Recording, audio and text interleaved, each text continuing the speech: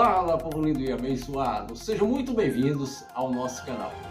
Eu sou o pastor Adilson e trago para você mais uma curiosidade bíblica que vai te deixar de queixo caído. Talvez você nunca tenha dado importância a esse assunto, mas eu quero te mostrar que alguns personagens bíblicos disseram: olha só, presta bem atenção, põe a mão debaixo da minha coxa. Não é o que você está pensando. Se você pensou em sexo, ore para que Deus possa te libertar.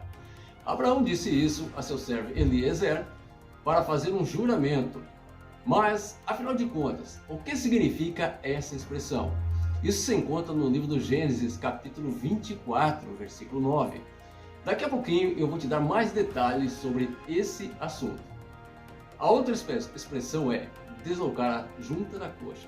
Isso aconteceu quando Jacó lutou com o anjo no val do Jaboque. A Bíblia diz que o anjo deslocou-lhe a junta da coxa. Nós podemos ver isso em Gênesis capítulo 32, versículo 25. A outra expressão é muito conhecida no meio secular. Você já ouviu falar sair da coxa ou proceder da coxa?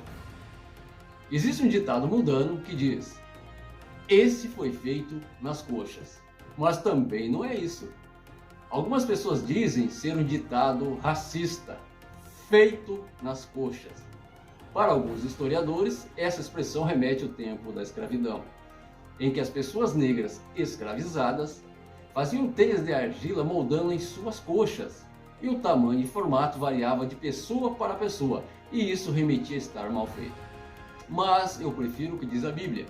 A Bíblia diz que todas as almas que saíram da coxa de Jacó eram 66 pessoas. Mas, pastor, como assim? O que isso quer dizer? Isso se encontra em Gênesis capítulo 46, versículo 26. O outro versículo que narra quando o sacerdote fazia o juramento de maldição contra as mulheres pegas em adultério, dizendo que o Senhor consuma a sua coxa e faça o seu ventre inchar. Você percebeu uma coisa? Adultério é pecado de cunho sexual. Isso se encontra em Números 5, 21. Acredite, mas após estudar os versículos originais do hebraico, cheguei à conclusão que pode se tratar de outra parte do corpo, menos da coxa, e sim dos órgãos sexuais. Pelo jeito você ficou de queixo caído, ou pelo menos de boca aberta. Você quer conhecer mais sobre esses versículos e entender o contexto bíblico analisando o idioma original? Então fique conosco até o final, porque o Polêmicas da Bíblia está começando agora.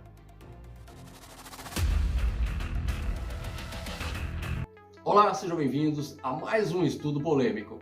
Eu quero te convidar a deixar aquele like esperto e a se inscrever no nosso canal, porque é através da sua participação que o YouTube recomenda os vídeos para o público em geral.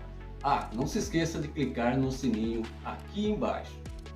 Muito bem, a primeira vez que esses termos são mencionados na Bíblia começam no livro do Gênesis, capítulo 24, versículo 2 em diante, quando Abraão fez o seu servo Eliezer colocar a mão embaixo da sua coxa e jurar que encontraria uma esposa para o seu filho Isaque, dentre a sua parentela, e de maneira alguma poderia ser das filhas dos cananeus.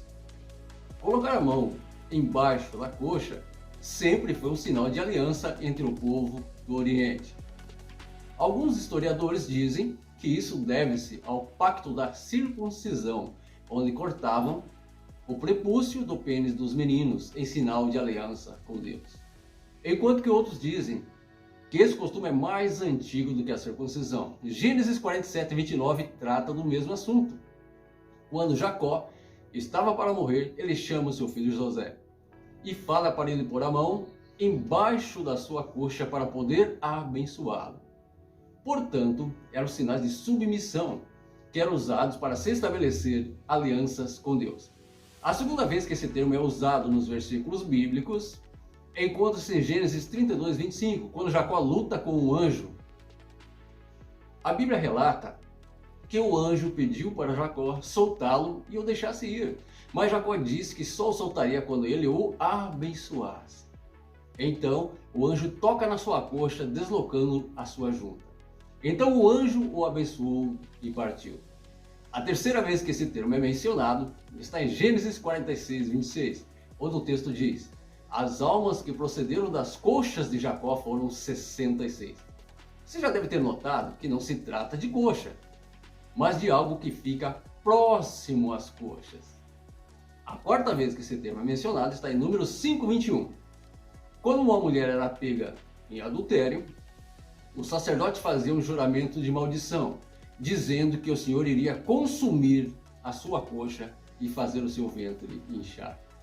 A palavra hebraica traduzida para coxa é hieret. Ela aparece sempre designando partes do corpo situadas entre a cintura e a virilha. Em alguns casos, ela especifica diretamente os órgãos sexuais, como foi dito a respeito das almas que procederam das coxas de Jacó. É também praticamente consenso entre os comentaristas bíblicos, tanto judeus como cristãos, que o juramento colocando a mão embaixo da coxa referia-se a uma prática que hoje é vista como um tabu, que era muito comum naquela época, jurar tocando a circuncisão, que era objeto de aliança com Deus, do povo com Deus. Com relação ao anjo tocar a coxa e deslocar a junta, no caso da coxa de Jacó, no texto hebraico aparece a palavra shaf, que tem conotação de algo oco, como um vaso, panela ou bolsa. E Yaret tem o significado de genitais. É possível que a frase shaf yaret se refira ao escroto ou bolso escrotal que segura os testículos, ao invés de soquete do quadril. Assim, a situação seria a de dois homens envolvidos num combate e em algum momento do combate, um dos combatentes golpeia o escroto ou testículo do outro. Alguns comentaristas bíblicos dizem que, na verdade, o anjo tocou nos testículos de Jacó para não machucá-lo, mas para abençoá-lo. Pois logo em seguida o texto diz que as almas que procederam das coxas de Jacó foram 66. Portanto, ele foi abençoado com a fertilidade. Pelo jeito, isso já foi feito para deixar a leitura desses versículos um pouco mais leve, pois falar de órgãos sexuais naquela época era um tabu. Imagine escrever isso na Bíblia. Então eles optaram por traduzir como coxa. Talvez daí surgiu aquele ditado mundano: foi feito nas coxas. Deuteronômio 25:11 diz que dois homens estavam lutando. E a mulher do que estava perdendo a luta agarra nas vergonhas do oponente para ajudar o seu marido. Observe que é usado o termo agarrou as suas vergonhas. Foi uma maneira de descrever que ela agarrou os órgãos sexuais, né, para não causar qualquer tipo de constrangimento a quem estivesse lendo esse texto. Ok? Se você chegou até aqui, não esqueça de deixar aquele like e comentar sobre a mensagem.